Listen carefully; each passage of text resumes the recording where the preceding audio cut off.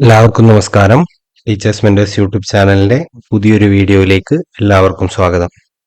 ഇന്ന് ഞാൻ നിങ്ങൾക്ക് മുന്നിലെത്തിയിരിക്കുന്നത് 6ാം ക്ലാസ്സിലെ സോഷ്യൽ സയൻസ് ജനാധിപത്യവും അവകാശങ്ങളും എന്ന ചാപ്റ്ററാണ്. ഈ ഒരു ചാപ്റ്റർ നമ്മൾ ഏതൊരു സിലബസ് നോക്കിക്കഴിഞ്ഞാലും കോൺസ്റ്റിറ്റ്യൂഷൻ ബേസിൽ അതിൽ നിന്ന് നിരവധി ചോദ്യങ്ങൾ വരാൻ സാധ്യതയുള്ള ഒരു ഭാഗമായിട്ട് വേണം കാണാൻ വേണ്ടിയിട്ട്. അതുകൊണ്ട് തന്നെ ഓരോ ചോദ്യങ്ങളും അതിന്റെ ഇമ്പോർട്ടൻസ് മനസ്സിലാക്കിക്കൊണ്ട് തന്നെ പഠിക്കാൻ ശ്രമിക്കുക. ഓരോ വീഡിയോ ചെയ്യും തോറും നമ്മൾ സിലബസ് കംപ്ലീഷനിലേക്ക് കൂടുതൽ അടുത്തുകൊണ്ടിരിക്കും. ഒരുപാട് വീഡിയോകൾ ഇനി ഓരോ ചാപ്റ്റർ ബേസിലും ചെയ്യാനായിട്ട് ബാക്കിയുമുണ്ട്. അത് കുറച്ചുകൂടെ വേഗത്തിൽ ചെയ്യാൻ എന്നെ എപ്പോഴും പ്രേരണയാക്കുന്നത് നിങ്ങളുടെ ലൈക്കുകളും കമന്റുകളും സബ്സ്ക്രിപ്ഷനുകളും ഒക്കെയാണ്. അപ്പൊ നിങ്ങൾ ഈ ചാനൽ ആദ്യമായിട്ടാണ് കാണുന്നതെന്നുണ്ടെങ്കിൽ ഈ ഒരു ചാനൽ സബ്സ്ക്രൈബ് ചെയ്യുക. വീഡിയോകൾ ഇഷ്ടമാവുന്നുണ്ടെങ്കിൽ ലൈക്ക് ചെയ്യുക. നിങ്ങളുടെ അഭിപ്രായങ്ങൾ കമന്റ് ബോക്സിൽ രേഖപ്പെടുത്തുക. നമുക്ക് ഓരോരോ ചോദ്യങ്ങളായിട്ട് കൃത്യമായി നോക്കി പഠിച്ചുകൊണ്ട് പോവാം. രാജ്യത്തെ എല്ലാ മേൽക്കോയ്മകൾക്കും എതിരായിട്ടാണ് ഞാൻ പറയുകയും പ്രവർത്തിക്കുകയും ചെയ്തിട്ടുള്ളത്. സ്വാതന്ത്ര്യവും ജനാധിപത്യവും സഹവർത്തിത്വവും സമത്വവുമുള്ള ഒരു രാഷ്ട്രത്തിനു വേണ്ടിയാണ് ഞാൻ പടവെട്ടുന്നത്. ഇത് ആരുടെ വാക്കുകളാണ് എന്നാണ് ആദ്യത്തെ ചോദ്യം. നെൽസൺ മണ്ടേലയുടെ വാക്കുകളാണ്. അദ്ദേഹം ഒരു സൗത്ത് ആഫ്രിക്കൻ സ്വാതന്ത്ര്യ സമര സേനാനിയാണ്. രാജ്യത്തെ എല്ലാ മേൽക്കോയ്മകൾക്കും എതിരായിട്ടാണ് ഞാൻ പറയുകയും പ്രവർത്തിക്കുകയും ചെയ്തിട്ടുള്ളത്. സ്വാതന്ത്ര്യവും ജനാധിപത്യവും സഹവർത്തിത്വവും സമത്വവുമുള്ള ഒരു രാഷ്ട്രത്തിനു വേണ്ടിയാണ് ഞാൻ പടവെട്ടുന്നത്. ഇത് ആരുടെ വാക്കുകളാണ് എന്ന് ചോദിച്ചാൽ അത് നെൽസൺ മണ്ടേലയുടെ വാക്കുകളാണ്. എവിടുത്തെ ജനാധിപത്യ വിരുദ്ധ ഭരണകൂടത്തിനെതിരെ സമരം നയിച്ച വ്യക്തിയാണ് മണ്ടേല എന്ന് ചോദിച്ചിട്ടുണ്ടെങ്കിൽ ദക്ഷിണാഫ്രിക്കയിലെ ജനാധിപത്യ വിരുദ്ധമായിട്ടുള്ള ഭരണകൂടത്തിനെതിരെ സമരം നയിച്ചിട്ടുള്ള വ്യക്തിയാണ് നെൽസൺ മണ്ടേല. ദക്ഷിണാഫ്രിക്കയിലെ റാൻസ്കോയി ഗ്രാമത്തിൽ കസോസ ഗോത്ര വിഭാഗത്തിൽ ജനിച്ച നേതാവ് ആണ് നെൽസൺ മണ്ടേല. നമ്മൾ ആ ഒരു നെൽസൺ മണ്ടേല വളരെ പ്രധാനപ്പെട്ട ഒരാളായതുകൊണ്ട് തന്നെ അദ്ദേഹത്തിന്റെ ജനന സ്ഥലമൊക്കെ കൃത്യമായിട്ട് മനസ്സിലാക്കിയിരിക്കണം. ദക്ഷിണാഫ്രിക്കയിലെ റാൻസ്കോയി ഗ്രാമത്തിൽ കസോസ ഗോത്ര വിഭാഗത്തിൽ ജനിച്ച നേതാവാണ് നെൽസൺ മണ്ടേല. നെൽസൺ മണ്ടേല ജനിച്ചത് എപ്പോഴാണ് എന്ന് ചോദിച്ചിട്ടുണ്ടെങ്കിൽ 1918 ജൂലൈ 18 ആ 18 എന്നുള്ളത് വെച്ചിട്ട് ഓർത്തിരിക്കുക. 1918 ജൂലൈ 18 നെൽസൺ മണ്ടേല ജനിച്ചിട്ടുള്ളത്. ദക്ഷിണാഫ്രിക്കയിലെ ഏതു വംശക്കാർക്ക് വേണ്ടിയാണ് മണ്ടേല പോരാടിയത്? നീഗ്രോ വംശക്കാർക്ക് വേണ്ടിയിട്ടാണ്. ദക്ഷിണാഫ്രിക്കയിലെ ഏതു വംശക്കാർക്ക് വേണ്ടിയാണ് മണ്ടേല പോരാടിയത്? നീഗ്രോ. മണ്ടേല പ്രവർത്തിച്ച സംഘടന ഏതാണ് എന്നുള്ളതാണ്. ഇവിടെ ഗാന്ധി ഇന്ത്യൻ നാഷണൽ കോൺഗ്രസിലാണ് പ്രവർത്തിച്ചതെങ്കിൽ മണ്ടേല സൗത്ത് ആഫ്രിക്കക്കാരനായതുകൊണ്ട് ആഫ്രിക്കൻ നാഷണൽ കോൺഗ്രസിലാണ് പ്രവർത്തിച്ചത്. മണ്ടേല പ്രവർത്തിച്ച സംഘടന ഏതാണ് എന്ന് ചോദിച്ചാൽ അത് ആഫ്രിക്കൻ നാഷണൽ കോൺഗ്രസ് ആണ്. നെൽസൺ മണ്ടേല ജയിൽവാസം അനുഷ്ഠിച്ച കാലയളവ് 26 വർഷം 7 മാസം 10 ദിവസം. നെൽസൺ മണ്ടേല ജയിൽവാസം എത്ര വലിയൊരു കാലഘട്ടമാണ് എന്നുള്ളത് ഓർത്തിരിക്കുക. നെൽസൺ മണ്ടേല ജയിൽവാസം അനുഷ്ഠിച്ച കാലയളവാണ് 26 വർഷം 7 മാസം 10 ദിവസം. നെൽസൺ മണ്ടേല ജയിൽ മോചിതനായത് 1990 ഫെബ്രുവരി 11 നെൽസൺ മണ്ടേല ജയിൽ മോചിതനായത് 1990 ഫെബ്രുവരി 11.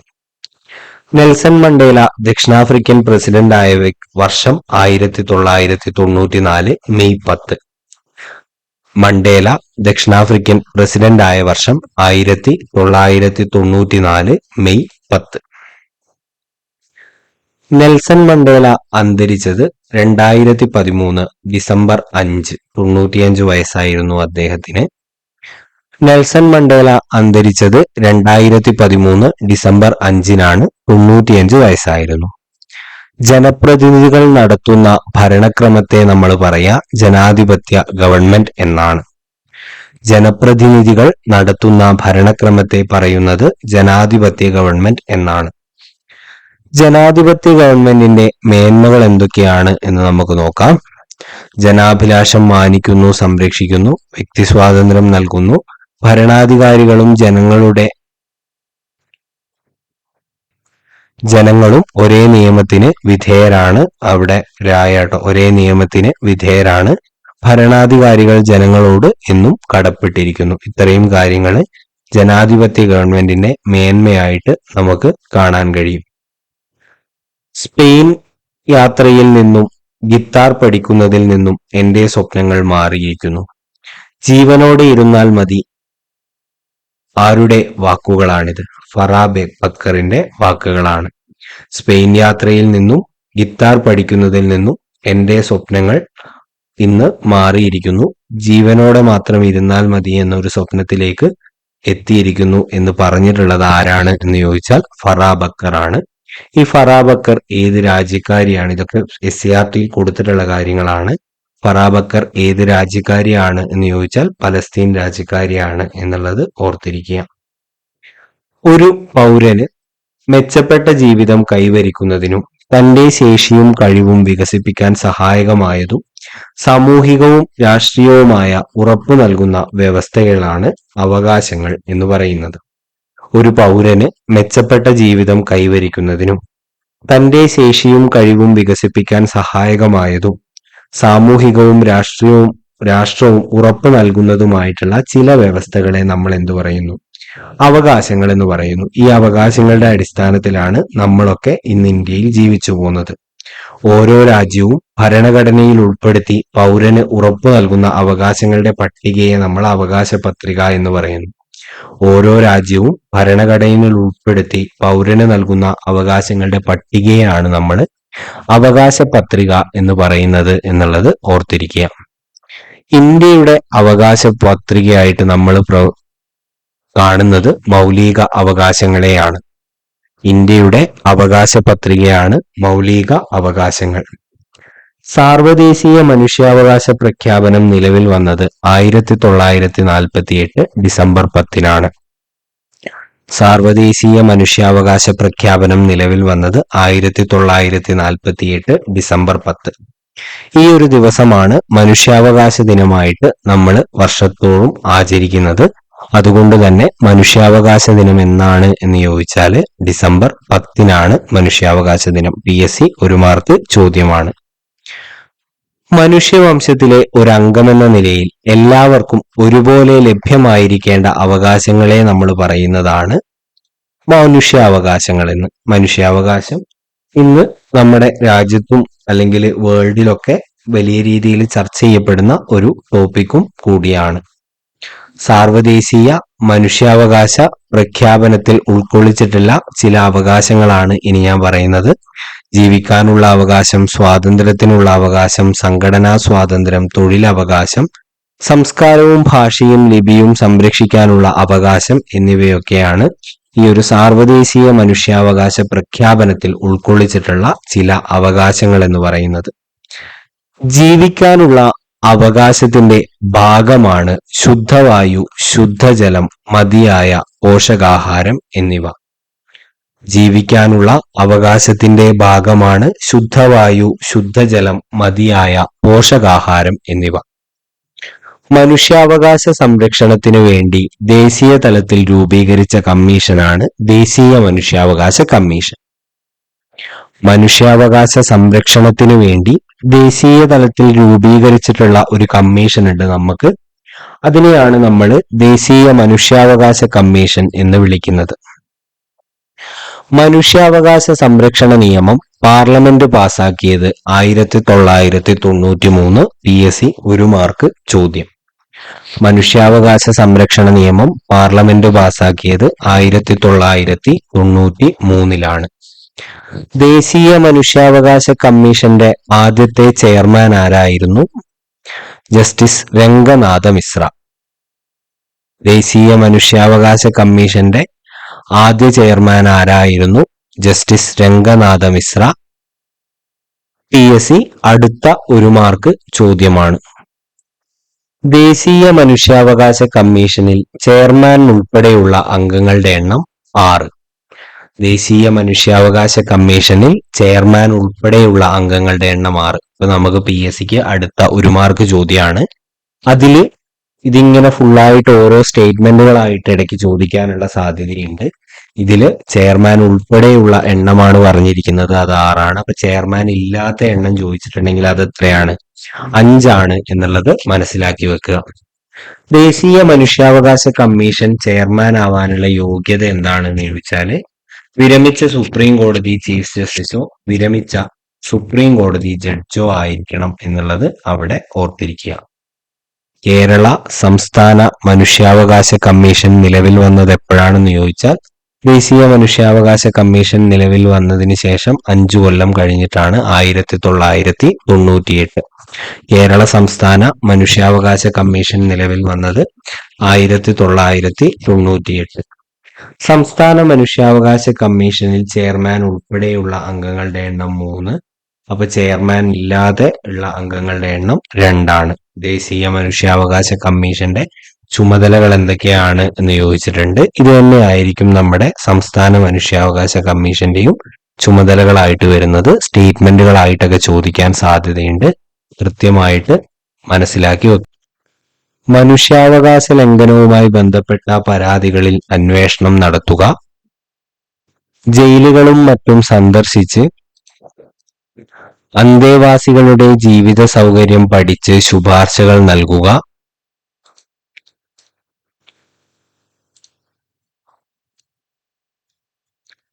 മനുഷ്യാവകാശ സംരക്ഷണത്തിന് ഫലപ്രദമായിട്ടുള്ള നിർദ്ദേശങ്ങൾ നൽകുക, മനുഷ്യാവകാശ രംഗത്ത് പ്രവർത്തിക്കുന്ന സന്നദ്ധ സംഘടനകളെ പരിപോഷിപ്പിക്കുക തുടങ്ങിയവയാണ് ഈ മനുഷ്യാവകാശ കമ്മീഷന്റെ പ്രധാനപ്പെട്ട ചുമതലകൾ എന്ന് നമ്മൾ പറയുന്നത്.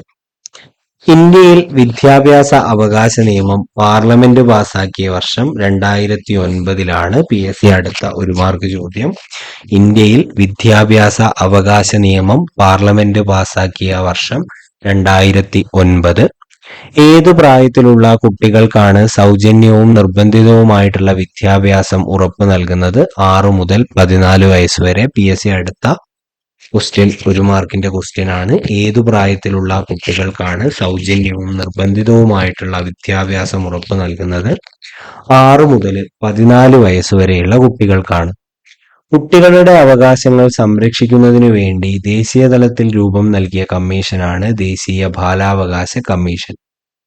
കുട്ടികളുടെ അവകാശങ്ങൾ സംരക്ഷിക്കുന്നതിനു വേണ്ടി ദേശീയ തലത്തിൽ രൂപം നൽകിയിട്ടുള്ള കമ്മീഷനാണ് ദേശീയ ബാലാവകാശ കമ്മീഷൻ എന്ന് പറയുന്നത്. കുട്ടികളുടെ അവകാശങ്ങൾ സംരക്ഷിക്കുന്നതിനു വേണ്ടി സംസ്ഥാന തലത്തിൽ രൂപം കൊണ്ടിട്ടുള്ള സ്ഥാപനമാണ് സംസ്ഥാന ബാലാവകാശ കമ്മീഷൻ. കുട്ടികളുടെ അവകാശങ്ങൾ സംരക്ഷിക്കുന്നതിനു വേണ്ടി സംസ്ഥാന തലത്തിൽ രൂപം കൊണ്ടിട്ടുള്ള സ്ഥാപനം ഏതാണ് എന്ന് ചോദിച്ചിട്ടുണ്ടെങ്കിൽ അത് സംസ്ഥാന ബാലാവകാശ കമ്മീഷനാണ്. 2014 മലാലയോടൊപ്പം സമാധാന നോബൽ പങ്കിട്ട ഇന്ത്യക്കാരനാണ് കൈലാഷ് സത്യാർത്ഥി.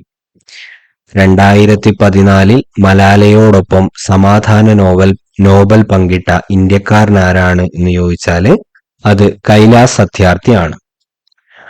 ബാലവേലയ്ക്കെതിരെ ബച്പൻ ബച്ചാവോ ആന്തോളൻ എന്ന സംഘടന രൂപീകരിച്ചതാരാന്ന് ചോദിച്ചാൽ കൈലാഷ് സത്യാർത്ഥിയാണ്. സംഘടനയുടെ പേര് കൃത്യമായിട്ട് ഓർത്തിരിക്കുക. ബാലവേലയ്ക്കെതിരെ ബച്പൻ ബച്ചാവോ ആന്തോളൻ എന്ന സംഘടന രൂപീകരിച്ചതാരാണ് എന്ന് ചോദിച്ചാൽ അത് കൈലാഷ് സത്യാർത്ഥിയാണ് എന്നുള്ളത് അവിടെ മറക്കാതിരിക്കുക.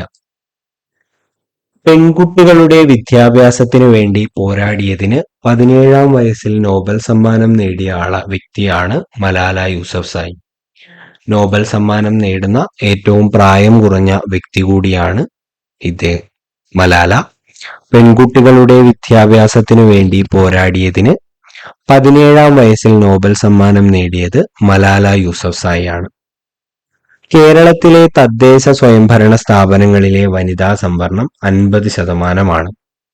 കേരളത്തിലെ തദ്ദേശ സ്വയംഭരണ സ്ഥാപനങ്ങളിലെ വനിതാ സംവരണം 50%. സ്ത്രീകൾക്കെതിരായ വിവേചനം അവസാനിപ്പിക്കുന്നതിനും അവരുടെ ഉന്നമനത്തിനുമായിട്ട് സ്ത്രീ വിവേചന ഉന്മൂലന ഉടമ്പടി ഐക്യരാഷ്ട്രസഭ ഒപ്പുവെച്ച വർഷം 1979 സ്ത്രീകൾക്കെതിരായ വിവേചനം അവസാനിപ്പിക്കുന്നതിനും അവരുടെ ഉന്നമനത്തിനുമായി സ്ത്രീ വിവേചന ഉന്മൂലന ഉടമ്പടി ഐക്യരാഷ്ട്രസഭ ഒപ്പുവെച്ച വർഷം 1979. സ്ത്രീകൾക്കെതിരായ അതിക്രമങ്ങൾ, അവകാശ നിഷേധങ്ങൾ എന്നിവയുമായി ബന്ധപ്പെട്ട പരാതികൾ സമർപ്പിക്കുന്നതിന് ദേശീയ തലത്തിൽ രൂപം കൊണ്ട സ്ഥാപനമാണ് ദേശീയ വനിതാ കമ്മീഷൻ എന്ന് പറയുന്നത്. സ്ത്രീകൾക്ക് എതിരായ അതിക്രമങ്ങൾ, അവകാശ നിഷേധങ്ങൾ എന്നിവയുമായി ബന്ധപ്പെട്ട പരാതികൾ സമർപ്പിക്കുന്നതിന് ദേശീയ തലത്തിൽ രൂപം കൊണ്ട സ്ഥാപനമാണ് ദേശീയ വനിതാ കമ്മീഷൻ. സ്ത്രീകളുടെ അവകാശ സംരക്ഷണത്തിനായിട്ട് സംസ്ഥാന തലത്തിൽ രൂപം കൊണ്ടിട്ടുള്ള ഒരു സ്ഥാപനമാണ് സംസ്ഥാന വനിതാ കമ്മീഷൻ. എളുപ്പമുള്ള കാര്യങ്ങളാണ്, വളരെ സിമ്പിളാണ്. സ്ത്രീകളുടെ അവകാശ സംരക്ഷണത്തിനായിട്ട് സംസ്ഥാന തലത്തിൽ രൂപം കൊണ്ടിട്ടുള്ള സ്ഥാപനമാണ് സംസ്ഥാന വനിതാ കമ്മീഷൻ. കുട്ടികളുടെ അവകാശങ്ങളിൽ ഉൾപ്പെടുന്നവയാണ് അഭിപ്രായ സ്വാതന്ത്ര്യം, ബാലവേലയിൽ നിന്ന് സംരക്ഷണം, പഠിക്കാനുള്ള അവകാശം എന്നിവ. കുട്ടികളുടെ അവകാശങ്ങളിൽ ഉൾപ്പെടുന്നവയാണ് അഭിപ്രായ സ്വാതന്ത്ര്യം, ബാലവേലയിൽ നിന്ന് സംരക്ഷണം, പഠിക്കാനുള്ള അവകാശം എന്നിവ. സ്ത്രീകളുടെ അവകാശങ്ങളിൽ ഉൾപ്പെടുന്നവയാണ് തുല്യ ജോലിക്ക് തുല്യവേതനം, രാഷ്ട്രീയ, സാമ്പത്തിക, സാമൂഹിക മേഖലകളിൽ തുല്യ പരിഗണന, സ്കോളർഷിപ്പ്, പഠന സഹായങ്ങൾ എന്നിവ ഉപയോഗപ്പെടുത്തുന്നതിൽ തുല്യ അവസരം എന്നിവ. കൃത്യമായിട്ട് അത്ര ഫാക്റ്റായിട്ടൊന്നും പഠിക്കാനില്ല, നിങ്ങൾക്കത് കൃത്യമായിട്ട് മനസ്സിലാക്കി വെക്കാൻ സാധിക്കും. അപ്പൊ ഇത്രയും ചോദ്യങ്ങളാണ് ഈ ഒരു യൂണിറ്റിൽ നിന്നുള്ളത്. കോൺസ്റ്റിറ്റ്യൂഷന്റെ ഭാഗത്ത് നിന്ന് നോക്കുമ്പോൾ വളരെ പ്രധാനപ്പെട്ട ഒരു ചാപ്റ്റർ ആണ്. കൃത്യമായിട്ട് പഠിക്കുക. അടുത്ത ഒരു വീഡിയോവുമായിട്ട് വരുന്നത് വരെ thank you. Have A good day.